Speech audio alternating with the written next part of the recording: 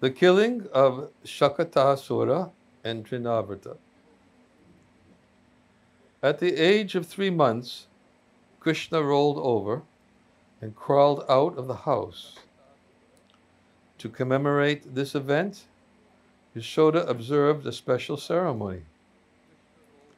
The elderly gopis, looking like creepers of maternal affection, felt intoxicated with bliss by taking part in this function. It seems this pleasure came as a result of their previous piety. Since the gopis' hearts overflowed with compassion, they always observed auspicious rituals for the satisfaction and protection of Krishna. All the Vrajavasis anxiously rushed to see Krishna. The arrival of the splendidly dressed elderly gopis greatly enhanced the joyous atmosphere of the festival.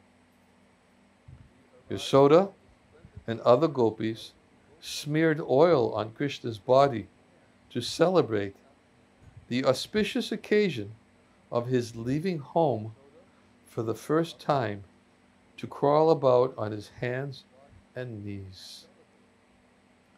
Mridangas played melodiously while Yashoda bathed her son and honored the guests.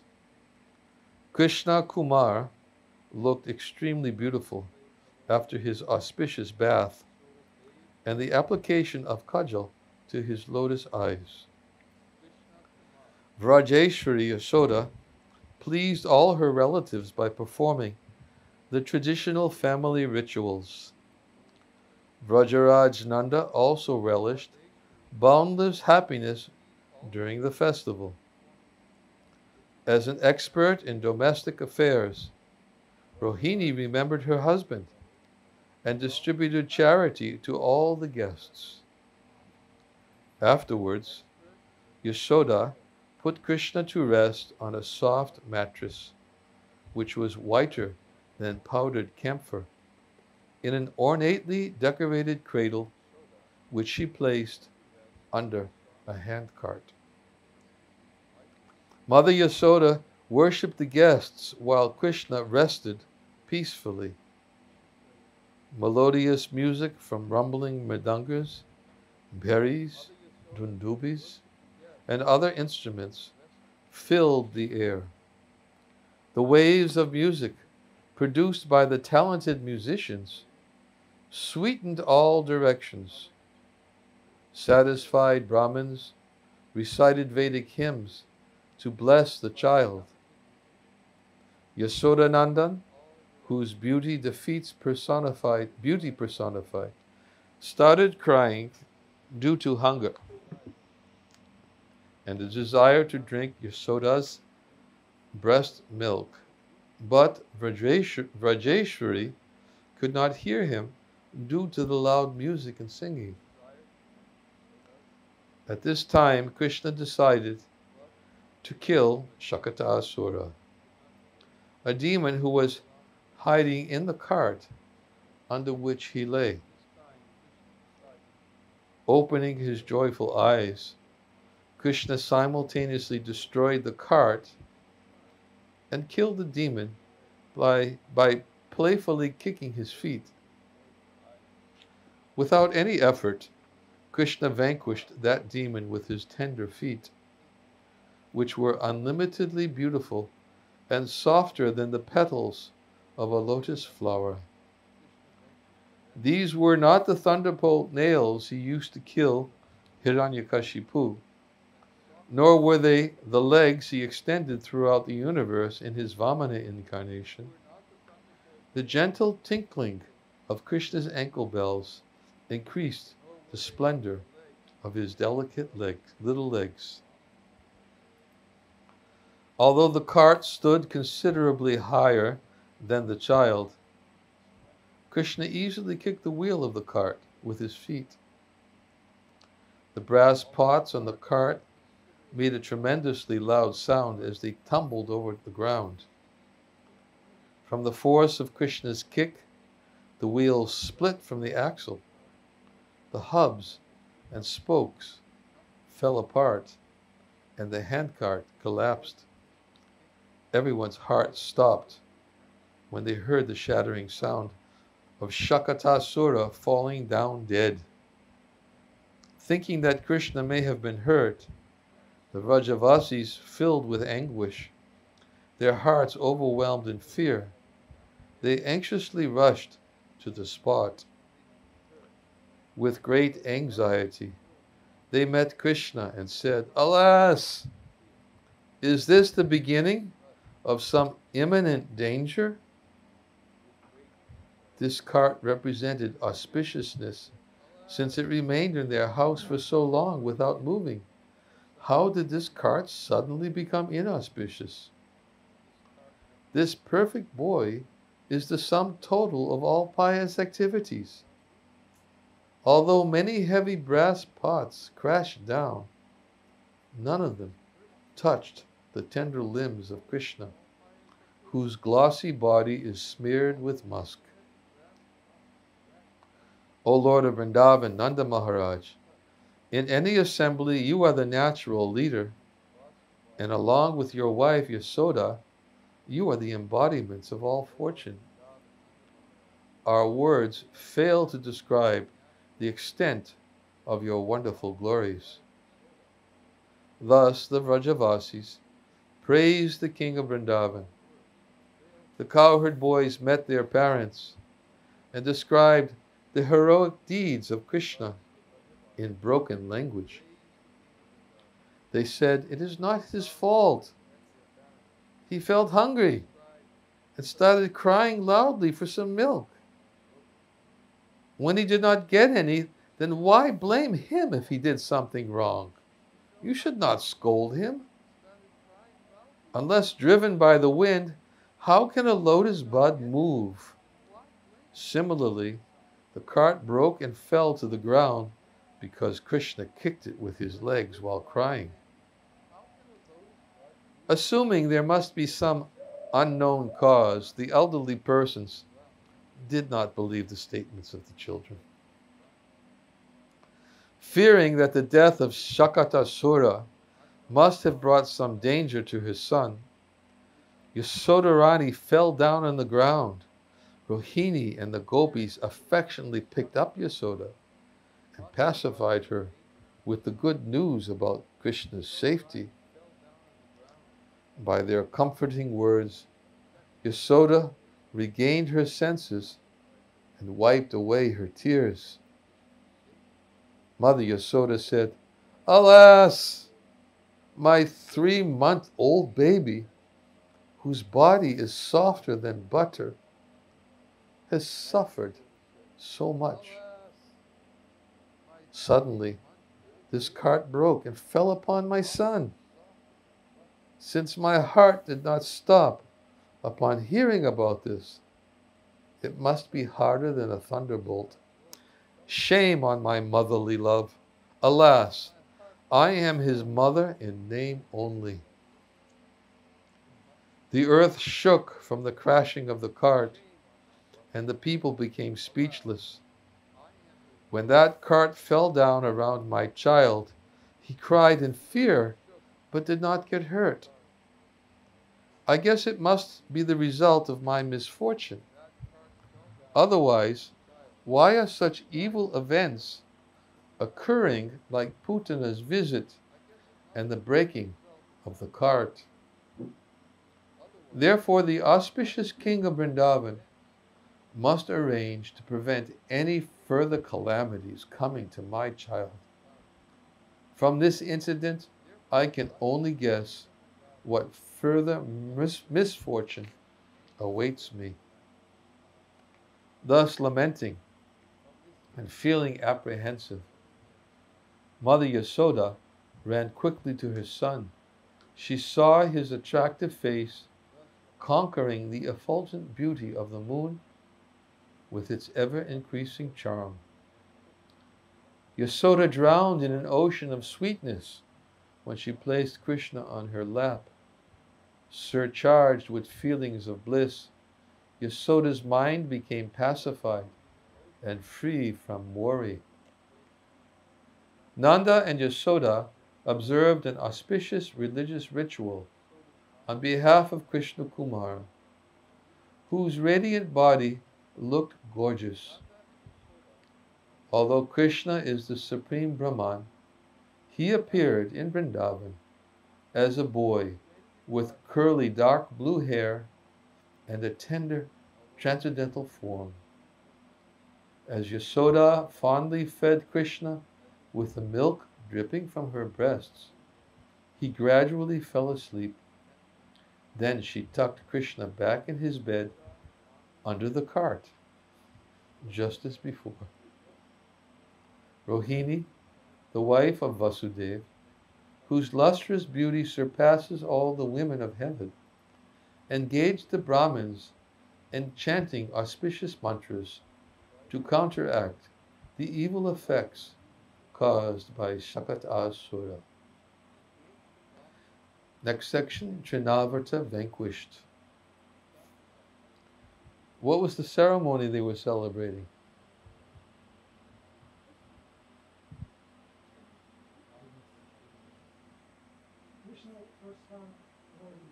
It was what?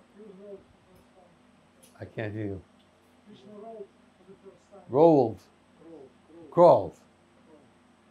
Okay, crawl. Where did he crawl? Huh?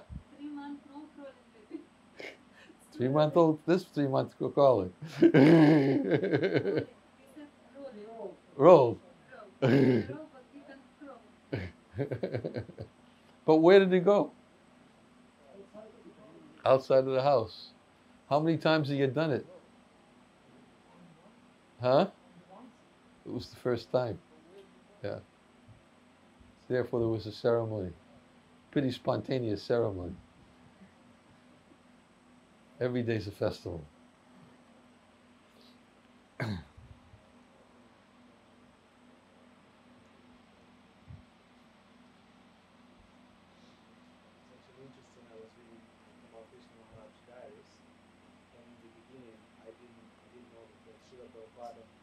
So many festivals to celebrate, all this kind of, which we never celebrate now. Different, like, feeding Krishna with bottom and things. You remember? No, that must have been before my time. Yeah, it was maybe 69. I think it was 69, yeah. It was like so many festivals. In 72 in Boston, they had a butter churning festival. Yeah. But it was on Bhaktisiddhanta's appearance day.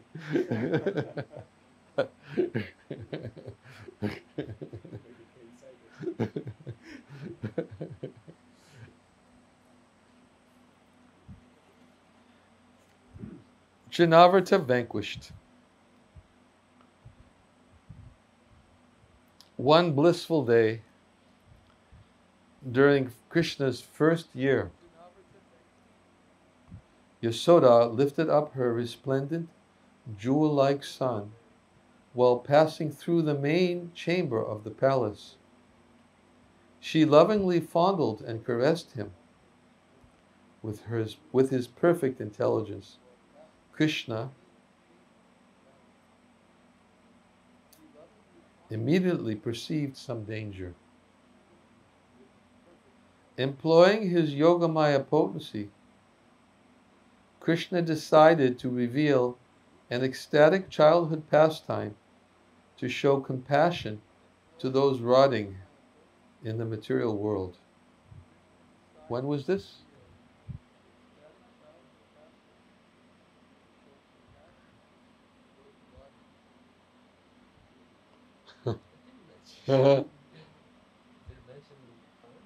During the first year. During Krishna's first year. That means it was before he was a year old. According to the way we described it before. Sequence. Krishna became a year old. Thinking thus, Krishna made his body so heavy that he forced his mother to set him down.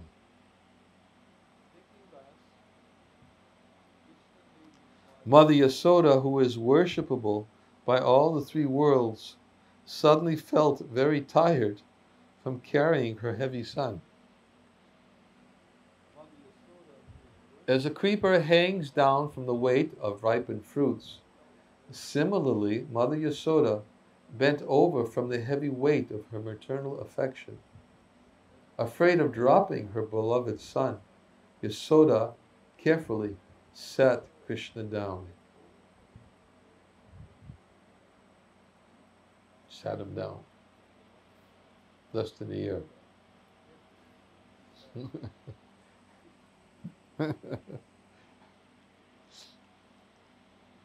By the sweet will of the Lord, Yogamaya influenced Yasoda's mind without the slightest worry. She left Krishna alone outside the house and went inside to perform other domestic duties.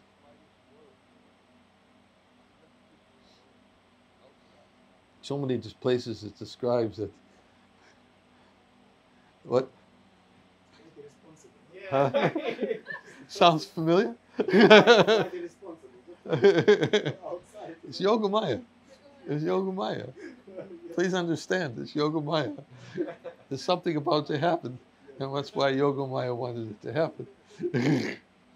And I was also going to say it's Yogamaya, obviously, because Mother Yasoda could never tolerate even a moment with Krishna out of her vision. Not even a moment.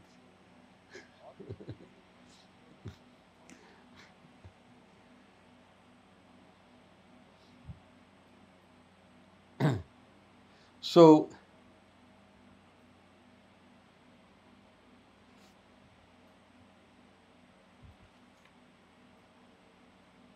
I forgot where I was. Huh? I know, but I don't see it anywhere. It's not Yogamaya, believe me.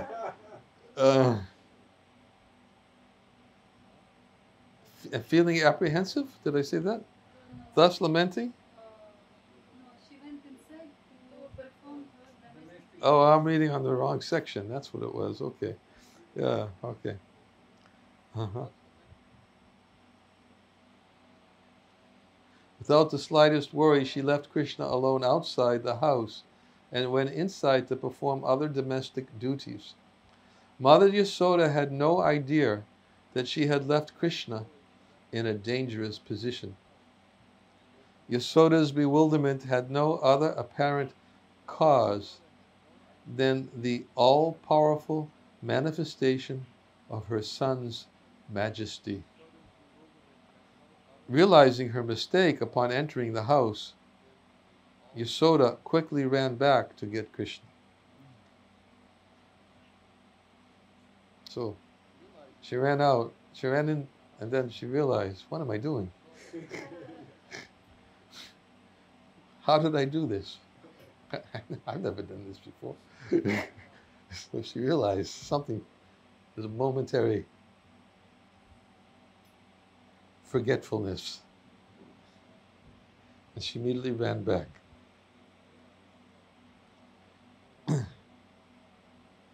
Meanwhile, a demon named Trinavarta descended upon Vrindavan, taking the form of a huge cyclone.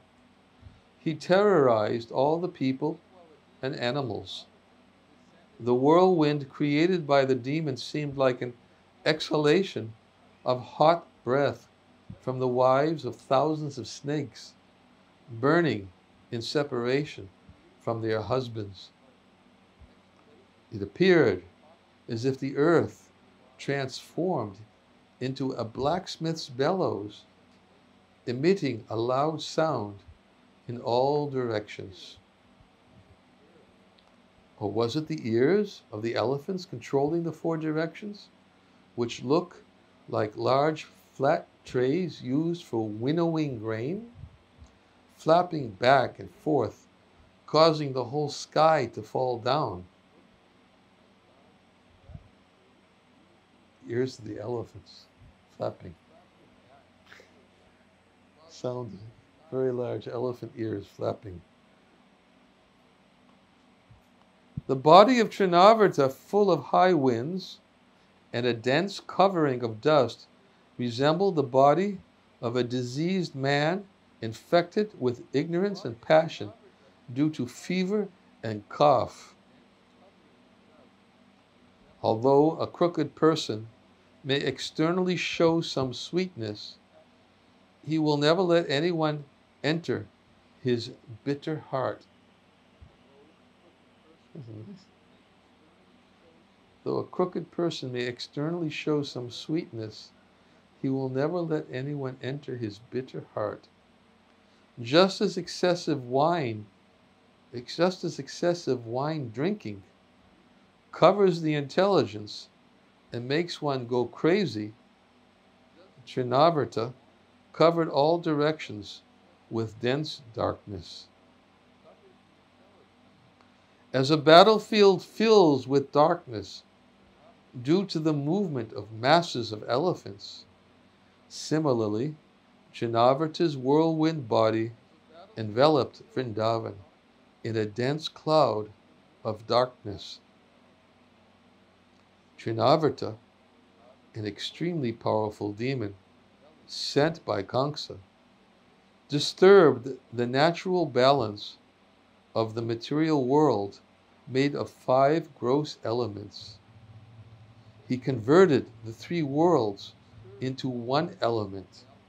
Anyone know what that element was? Who's not looking at a book? Wind.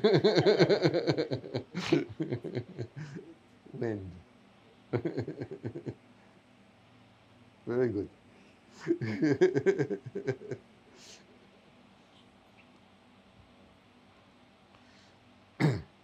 Although the dust particles within that whirlwind danced joyfully, the Vrajavasis felt greatly distressed. At its zenith, the whirlwind touched the heavens, and it was so dense that it blinded everyone on earth. It seemed like the cloud of smoke created by the Lord of the Snakes during the dissolution of the universe.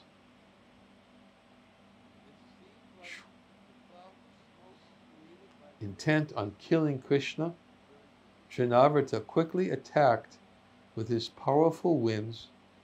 He dropped a deadly shower of dust, grass, and broken pots on the people of Vrindavan. Broken pots.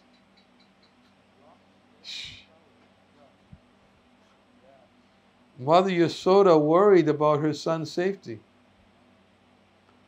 She did not realize that her darling son, whose soft hands and feet possessed the beauty, fragrance, and coolness of a lotus flower, could easily kill the biggest giants or the immortal demigods in heaven. Suddenly, Trinavarta kidnapped that tender baby who would soon cause his death.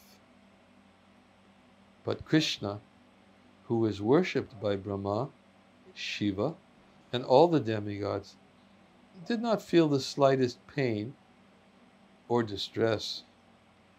The whirlwind sent the sweet fragrance of Krishna's body into the celestial abodes. Krishna happily assumed. We read something before about a scent being sent into the celestial abodes. What scent was that? Does anyone remember? Putana, yes.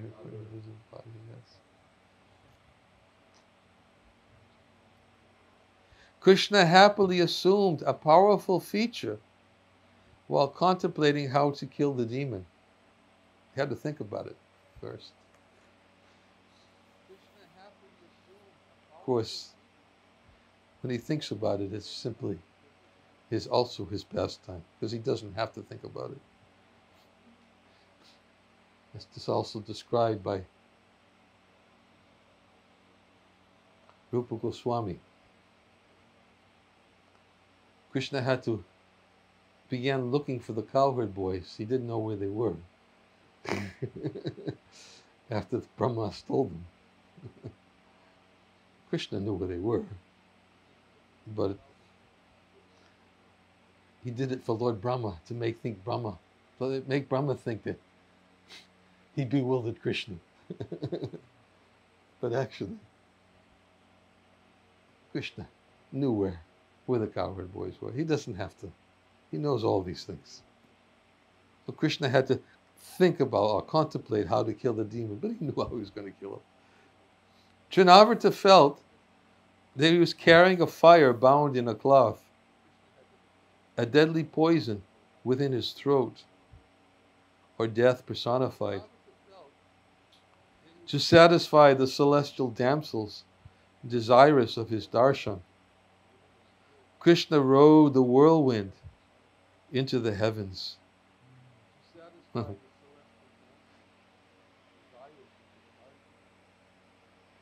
I just think about all these carnival rides, you know. People go on for pleasure. Krishna rode the whirlwind. It's a perverted reflection.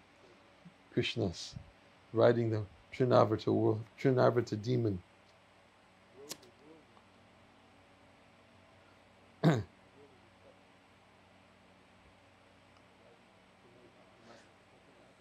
Huh? As we have fun, he must have fun. Yeah. But it's not fun. Most people vomit.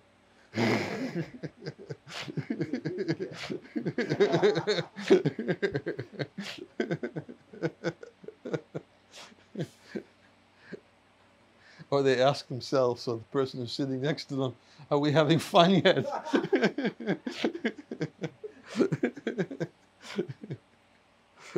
It's just a perverted reflection.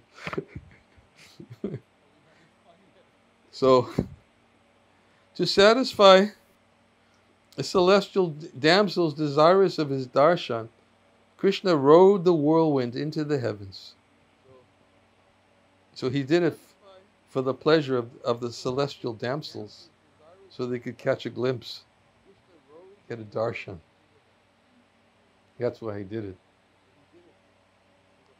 He looked like a man running up a flight of stairs as he continually rose upward atop Trinavarta. When Krishna struck the demon with his hand, which smelled like musk and looked as splendid as the stem of a lotus, the demon's life air slowly left his body. Then with a final blow, Krishna crushed the demon to dust. Krishna looked like a blue sapphire locket hanging from the demon's throat. When they crashed on the ground, the demon died. But Krishna landed safely on the earth. Seeing this amazing feat, the Vrajavasis filled with joy. Though appearing as a mere baby, Krishna proved his supremacy by displaying his unlimited potency.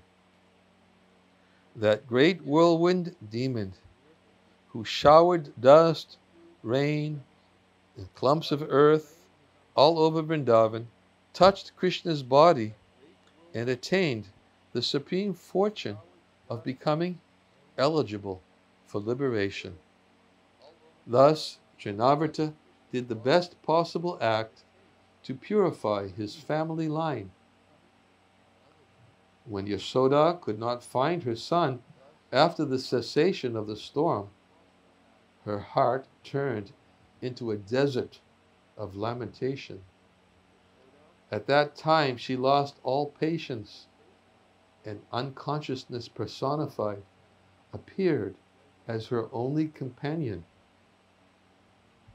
Feeling helpless and overwhelmed, Mother Yasoda collapsed on the earth.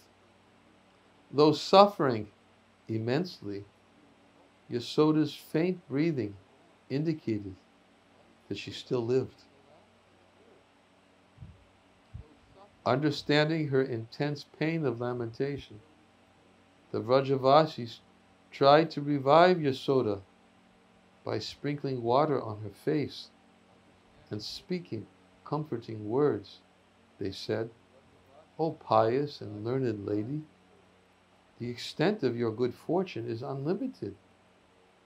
Your son gives happiness to the eyes of everyone. The honey-sweet dealings of Krishna Kumar continually increase our attachment to him. Due to your purity, your son is still alive. O King and Queen of Vrindavan, now we realize that all your fortune and prestige is caused by your illustrious son. Ma Yasoda, although you are apprehensive about your son's safety, you can give up your distress, for the illusion has left our village. Do not let your mind burn any longer. Lift up your son and rejoice." Thus reassured, Yasoda regained consciousness, but she was still in anxiety. She said, "Just a few minutes ago I could not tolerate the weight of my son, so I put him down, and then that demon captured him. Can you explain how a tiny baby can suddenly become so heavy that even his mother cannot carry him? I guess this must be due to my bad luck." Alas, how could my son, who is as soft as butter, cannot even tolerate the pain of my lap, endure the tremendous pain generated by that demon who attacked Vrindavan with a shower of grass, high winds, and pieces of bricks? Previously, Providence protected my son from the poisonous breasts of Putana and the falling cart demon. Now I pray to him to always protect my beloved son. Who protected Krishna? Who's Providence? Purity of Mother Yashoda. Huh? Mother Yashoda's purity. Mother Yashoda's purity. Yes. Very good. Mother Yashoda's purity.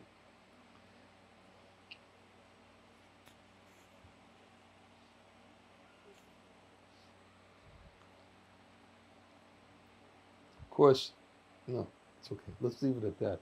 I like it. This is narrator's quote, right? Huh? This is narrator's quote, the purity of Mother Yashoda. All the villagers say that the purity. Narrated. It's Kavi Kanapur. Yeah. Because Mother Yashoda said that by Providence he was. Yeah.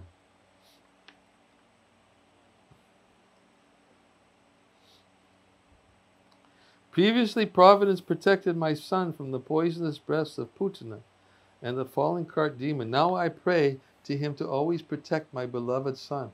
Alas, I got my son back because of the Lord's protection.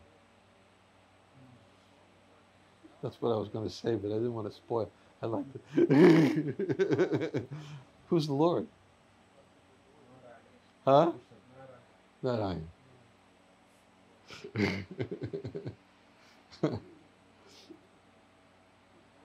From now on, I will never take him off my lap and put him on the ground.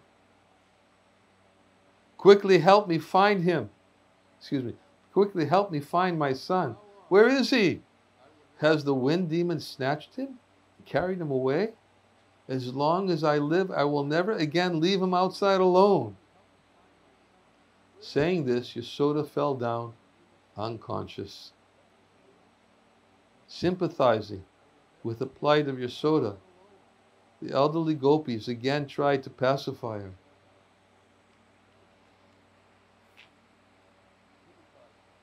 I was just thinking how wonderful it is that how the residents of Vrindavan are always trying to relieve Yasoda's distress.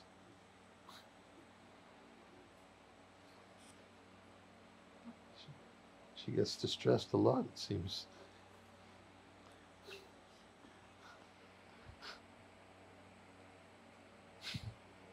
So much distress. What to do? This is the spiritual world. Vaikuntha, Prabhupada oftentimes describes it. So much distress. Can you answer that? Huh? Get a babysitter.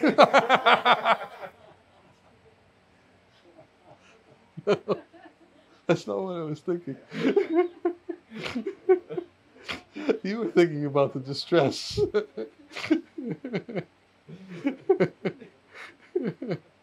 No, that's not.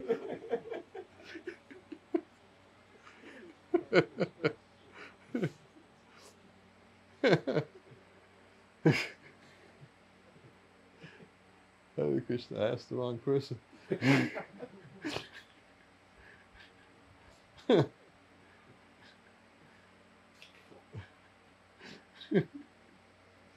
That's why he's here.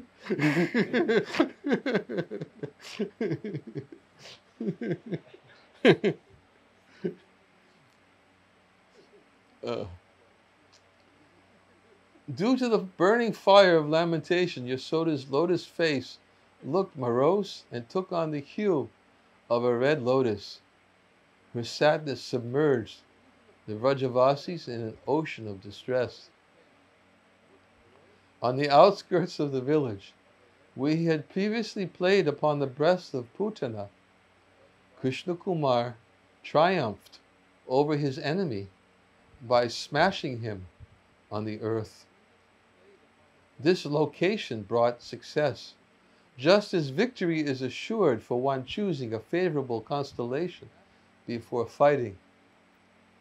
While vanquishing that demon, Krishna, the greatest of all relishes, looked like a blossoming aparajita flower amidst a garden of thorns, or a blue lotus rising above a lake choked with tall reeds on a small shining lamp atop a dense cloud of darkness.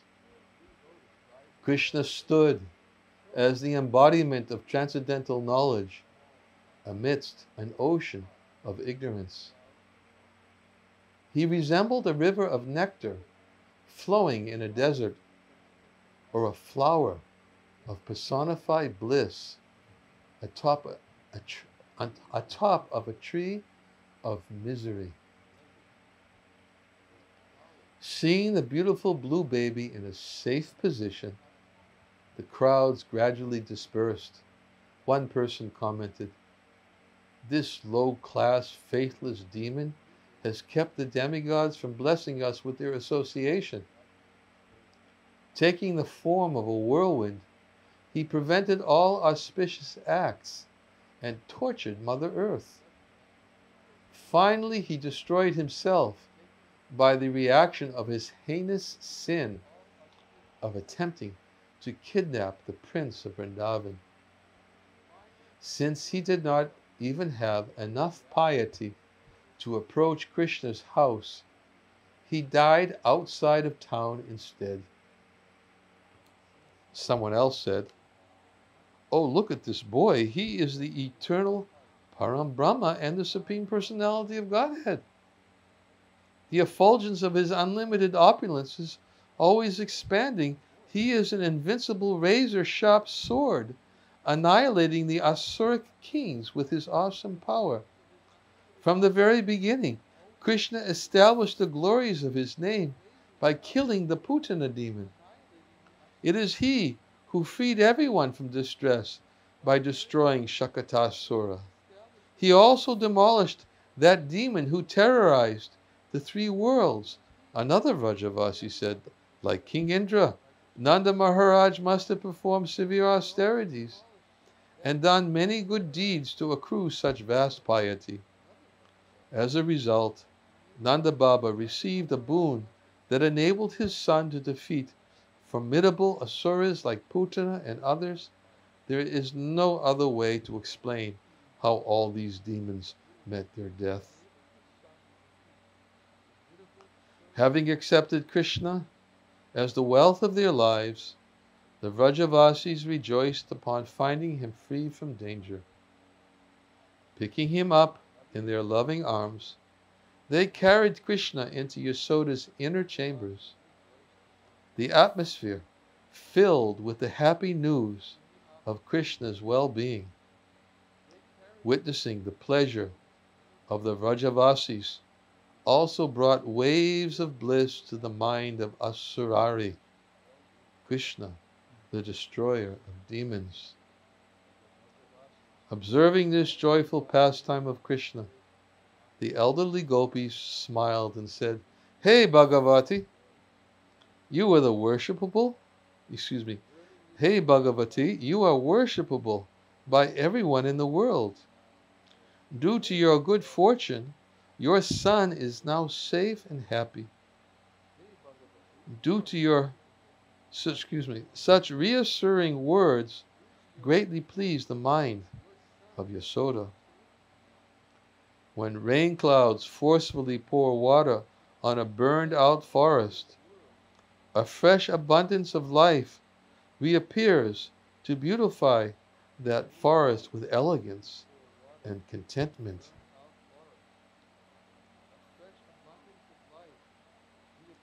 In a similar way, Yasoda looked refreshed and beautiful upon regaining her beloved son. Though happy, Yasoda felt somewhat anxious and confused by the unusual event. In this state of bewilderment, she said, "Where is he? Where is he?" Compassionately taking charge of Yasoda, the Vrajavasis gradually nursed her back to consciousness.